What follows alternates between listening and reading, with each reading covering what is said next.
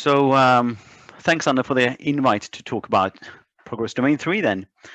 So I'll start out with a short slide on, well, perhaps the most important topic today, myself, of course. So in a few words, I came to Oslo in 2003 to do my PhD in geology. Haven't looked back since. But in 2014, I started doing geoscience education as well. So since then, I've divided my time roughly equally between these two interests. And in both of these positions, I'm really keen on fieldwork and students as partners, working with the students. And as an example then of stuff that I do as a geologist, I chose this publication. So this is submitted to the Geological Society of London. And here we looked at reconstructing a volcanic environment together with a master student, Joachim.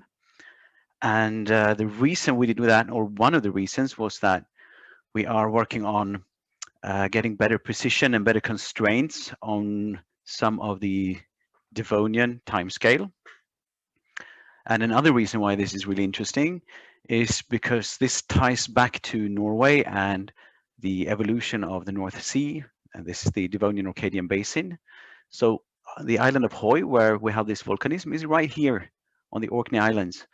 And it turns out that the volcanism here coincides exactly in time with volcanism along these major transcurrent faults.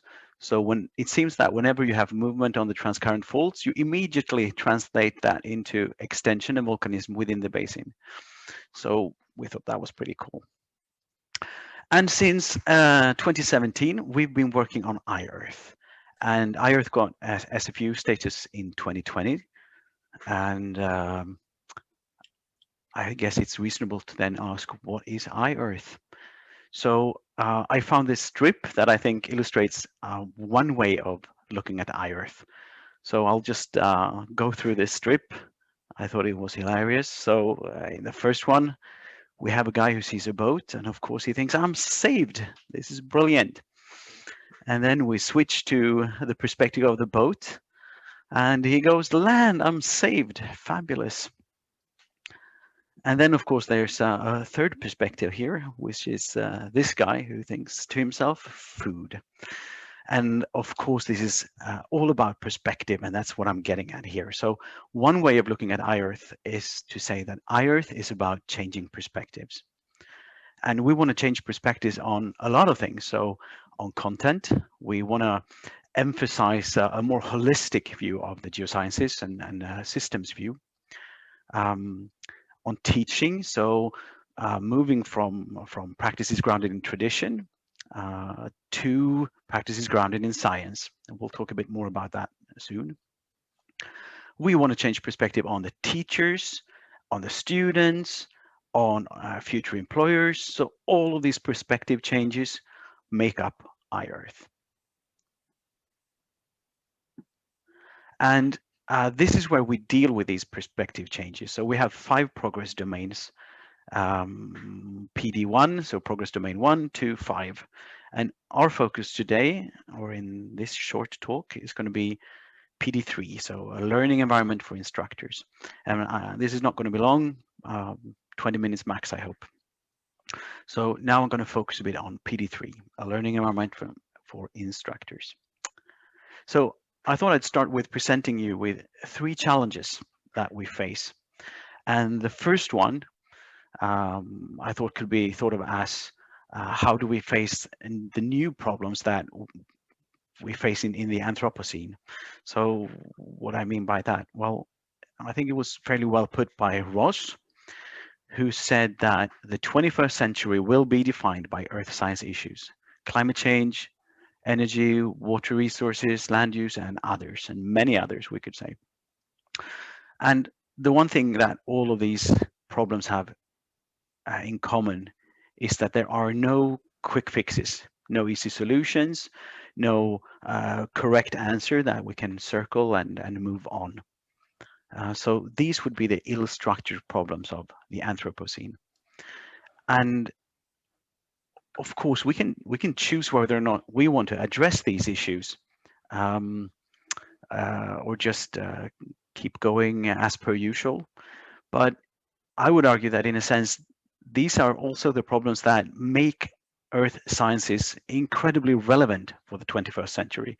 So we ignore them at our own peril, or rather, we ignore educating our students to face them at our own peril, because someone will work on these problems, whether it's us or someone else.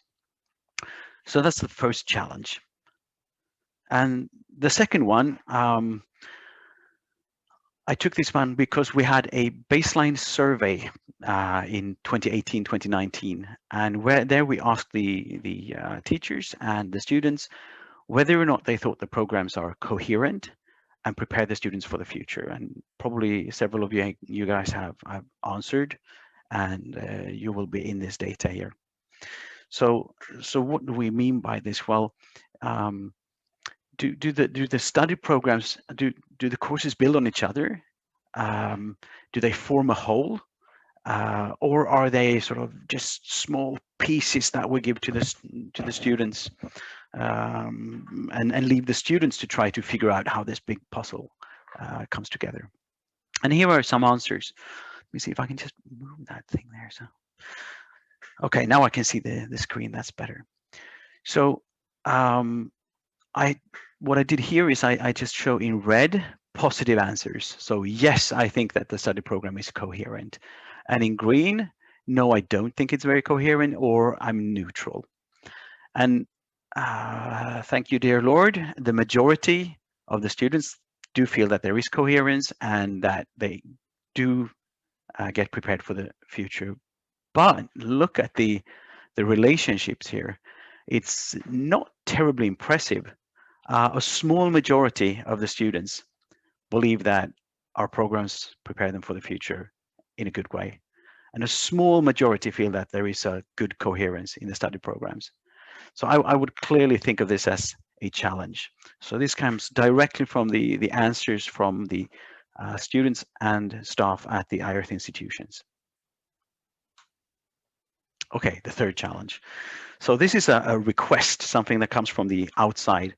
So Kunskapsdepartementet, they are telling us that we must strengthen the science-based teaching in higher education. And that's all well, but the question that we're left with is, of course, how should we then teach geoscience? What is this scientific base for teaching? So just for fun, yesterday I typed in science education in Google Scholar, and I got roughly 1.4 million results. And then, of course, I typed in geoscience education, and I got almost 19,000 results. So not terribly impressive, but still something. So just to put this into perspective, then I tried some random search. So I typed in gravel road, and I got 30,000 results. So if we are to believe this measure, we know roughly twice as much about gravel roads as we do about teaching geoscience. So I would call that a challenge. And you can rephrase these challenges in how do students learn to work on ill-structured problems? What are we supposed to teach them? How do you make sure that the study programs fit together? And how do you find out how to best teach difficult concepts and geoscience? And I would suggest that a really important part of the answer is very simple, and it would just be this. Not in the QAnon sense of to get her as in Hillary Clinton, but together. And progress domain 3 is an attempt at addressing these challenges. And our first task then is to build a collaborative culture for teaching. And, you know, to me at least, that sounds great. I want to be part of that. But when you try to do it, again, these questions pop up. How do you build a collaborative culture for teaching? Let's see. So there's been quite a lot of work on this, and we think that talking teaching, sharing ideas, and forming collaborations, that must be the key in building a collaborative culture. And how can we then support that? So lots and lots of coffee, that goes without saying, but we have tried to come up with forums where we meet and talk teaching. So GeoLearning Forum started out in 2018. I think we went to Yale, and it was great fun, but we did see that there was a lot of room for improvement. So 2019, we were here in Oslo, and that was already much better.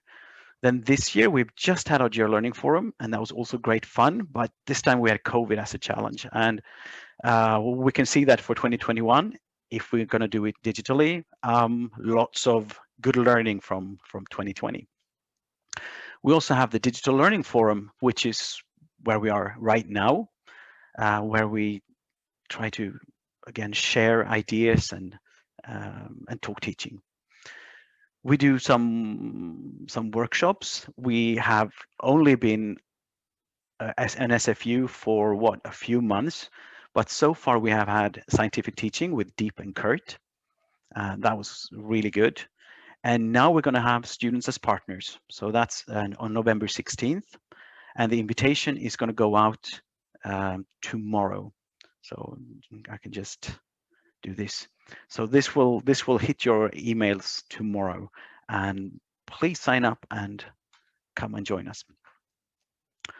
It's going to be led by Catherine Beauville, who is an expert at working with the students. She's at the University of Edinburgh. So looking forward to that. Then we have the iEarth sharing platform, where we intend to put lots of good ideas, relevant stuff, publications as iEarth progresses. So that should grow over the years into a really cool resource. That's at least our plan. We're also trying our hand at teaching collaborations across iEarth. Geosciences are not huge in terms of the number of students and so on. And if we can pull together and combine our resources, maybe have some courses that go across iEarth, that would be fantastic. And there is one that is already doing that, the National Geohazards course. So it's running right now with Matilda Sörensen, and we hope to have many more to come.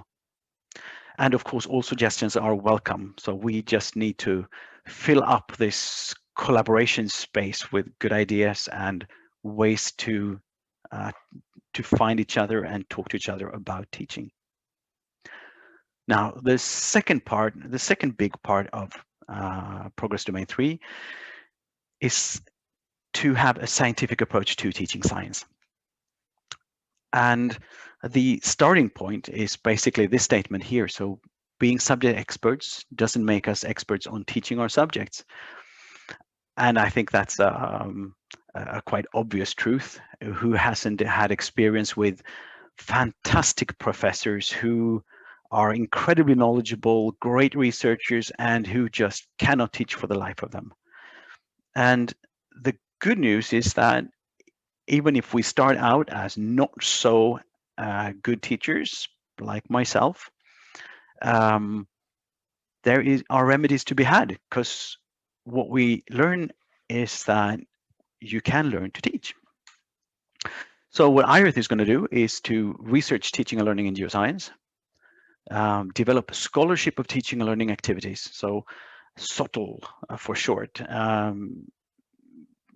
Most people, I think, don't have a relation to SOTL, at least I didn't before 2014. But scholarship of teaching and learning is basically teachers and students doing research on their own teaching. What works, what doesn't work, why, how can we improve? And finally, initiate and support new teaching and learning initiatives. So I thought I'd give you just 3 quick examples. So this is a 2020 paper. That would be an example of the first. So here we have someone who's an expert in science education, Rie Malm, who comes and have a look at what's going on in geoscience teaching. So Rie is a PhD student here in Oslo, and she looked at how our students interact with faculty and each other as they start up their studies. And this paper really changed how I think about, for example, our first field experiences. This is another 2020 paper. So this would be an example of the scholarship of teaching and learning activities. So here, the teachers, that would be me and Lars Eivind, with one of the students, Simon, we had a look at how the students used field move. And again, to me, there were some surprising findings here. So that was great fun, actually. And here's an example of the final point. So this is from Mathilde's course, Nationalt kurs i geofag. And not only is it a great collaboration between our institutions, but the teachers are also trying their hand at lots of interesting teaching techniques and how to involve students. So great fun. And Mathilde and her co-workers, they are also planning on doing some subtle work on the course so that they can find out what works and they can share it with us. Right. So I just thought I'd say a few words about the resources that iEarth are putting into this part of the project. So we actually have advertised 5 PhD positions, and we are now going to evaluate the applicants, and it looks really good for at least some of the positions so far. I'm not up to date on all of them. We're going to have 1 postdoc that has yet to be advertised, 4 adjunct professors. Yeah, and here no, 5. I should have put in 5, of course. And here we have them. So they are distributed across Bergen, Tromsø, and Oslo, and they will represent exactly the kind of experiences and knowledge we need to develop iEarth. So they're carefully chosen. So we're really looking forward to working with them. We also have a twice yearly call for education development projects, this part here. And this is great fun. We've just finished our first round of applications. We got 20 of them and 20 good ones at that. So we have roughly 700,000 NOK to hand out. And we ended up slightly above that. So absolutely brilliant. And that was just the first round. So if you haven't seen this call, I would suggest that you have a look at iEarth.no. There are instructions for what you can apply for. And then for every project that gets approved, we also ask that there is some kind of examination of the results and some kind of dissemination of the results. So this will, over time, form will become a big pile of interesting ideas and projects that you can look at to get inspired for what you can do. And all in all, we have more than 5 million kroners set aside for teaching development over the next 5 years. So that should be really interesting. Oops. I put in a Nordic research school in geoscience education. This is not a given, but given the resources that we're putting into this, we are hoping that we will be able to start up such a research school. And that would put geoscience education on the map. It's something that has been a fringe science in Scandinavia up till now. No offense meant to the people who are doing good work there, but it's a really small group so far. Okay, this is my last slide. So I've been focusing very much on a learning environment for instructors in this presentation, obviously, but I just wanted to point out that it goes hand in hand with a learning environment for students. So a big part of iEarth is to involve students as partners. And when we do this subtle, when we do teaching development, including the students is what's going to give us an edge. And that was it. So thanks for the attention.